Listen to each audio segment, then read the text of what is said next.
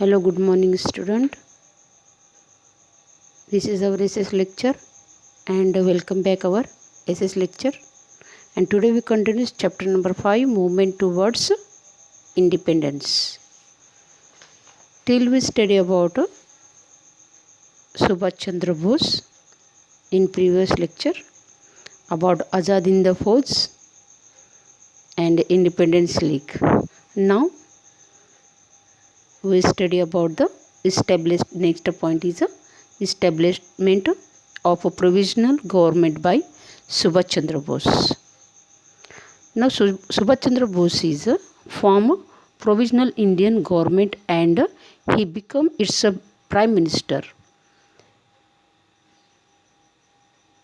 The Subhash Chandra Bose is established a new Indian government form and he become a prime minister of this government.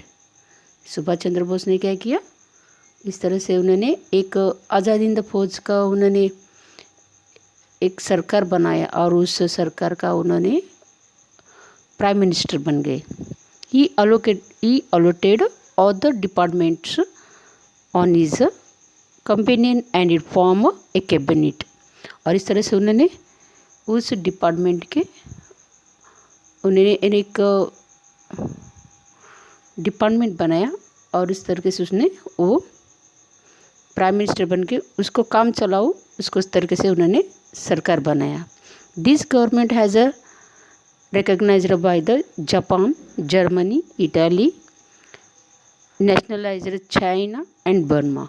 और इस तरीके से उन्होंने इस सरकार को चलाने के लिए उन्होंने जापान, जर्मनी, चीन, इटाली, बर्मा इन देशों को उन्होंने उनसे मान्यता ले लिया. This government is recognised Hindi as a national league and tricolour as a national flag. और इन देशों ने क्या किया, इन्हें मान्यता दे दिया. और सुभाष चंद्र बोस ने इन्हें जो इस सरकार ने क्या किया, हिंदी भाषा ये राष्ट्रभाषा के तरीके से उन्होंने स्वीकारा. और इसके अलावा जो राष्ट्र ध्वज है, जो फ्लैग है अपना, तो वो ट्राई कलर यानी तिरंगी झंडा उन्होंने अपनाया. This government is recognised Hindi as a national language. Okay, it was decided to have income by the assessing Japan independence role and by property tax. और इसके आवक के लिए उन्होंने क्या किया, उन्होंने आवक के लिए उन्होंने जापान से सहायता की मांगा. और इसके अलावा स्वैच्छिक जो संस्थाएं होती उसको और टैक्सेस के द्वारा भी उन्होंने यानी डिसाइड किया था इस तरह से जो फाइनेंशियल जो कंडीशन उसको करने के लिए. Netaji visited Andaman and Nicobar island and named it's शहीद एंड स्वराज. और उन्होंने इसी दौरान 1943 में उन्होंने अंडमान निकोबार आइलैंड में उन्होंने विजिट कर दिया, वहाँ पे आ गए. और यहाँ पे उन्होंने अंडमान निकोबार को नाम दे दिया शहीद, मार्टियर यानी जो शहीद लोग हैं उनके नाम पे, और दूसरा है स्वराज्य, इंडिपेंडेंस. इस तरह से उन्होंने अंडमान निकोबार आइलैंड को नाम दे दिया.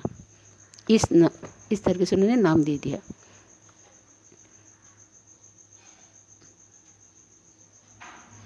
Next, last step and martyrdom of Subhash Chandra.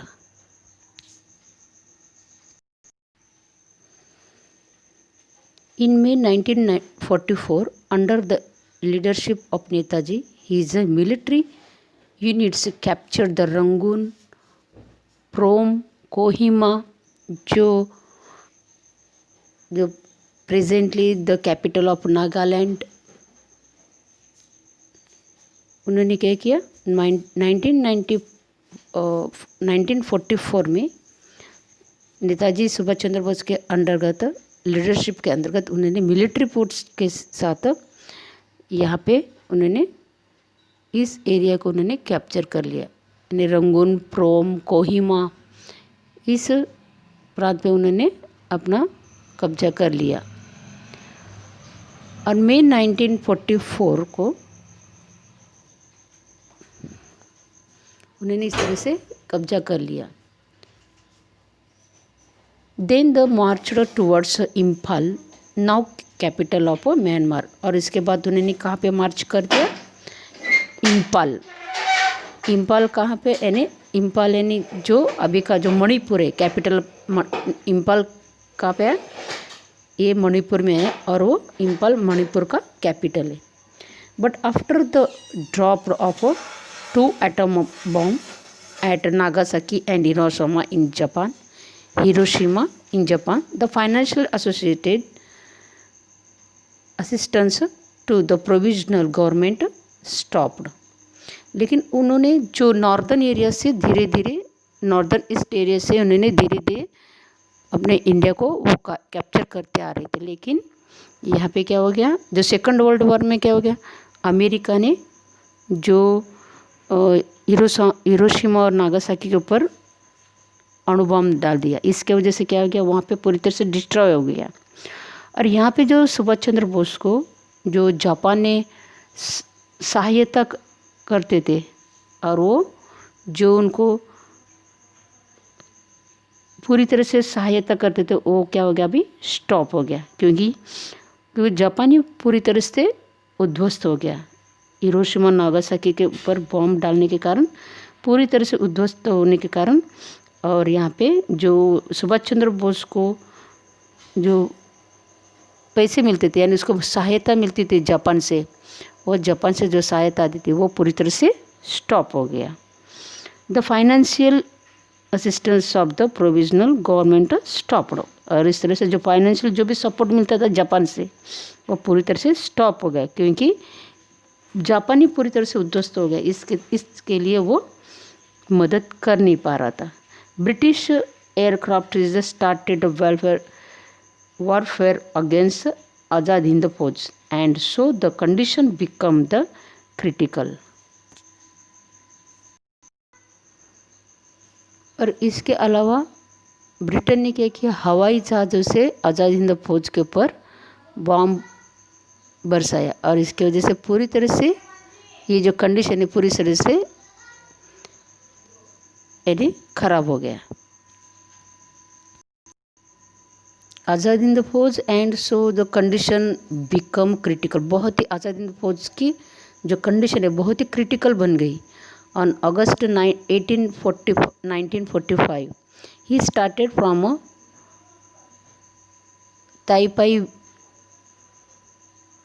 ताइपाई airport of foremost for Tokyo, ये जापान में। यानी उन्होंने इसके बाद वो पूरी तरह से यानी उसका कंडीशन जो पूरी तरह से क्रिटिकल हो गया, बहुत ही क्रिटिकल कंडीशन हो गई। इसकी वजह से उन्होंने क्या किया?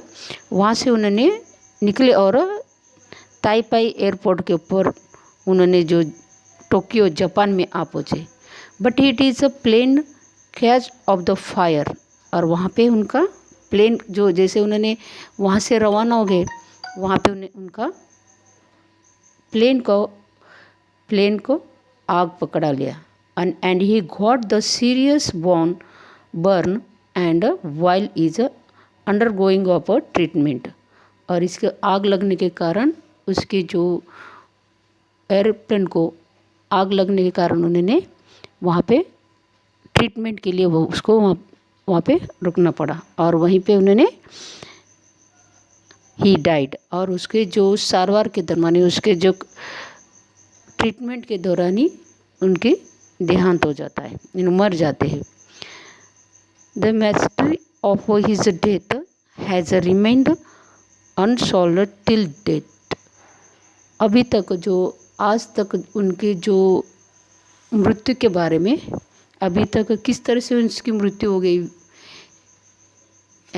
सुभाष चंद्र बोस का अभी तक किसी को मालूम नहीं। यानी अलग अलग उसके मृत्यु के बारे में बोला जाता है, लेकिन जो मेन रीज़न जो है सुभाष चंद्र बोस किसके वजह से और किस तरह से मर गए, उसका जो देहांत किस तरह से हो गया, वो अभी तक किसी को भी ये सॉल्व उसके अंदर अभी भी सॉल्यूशन नहीं हुआ।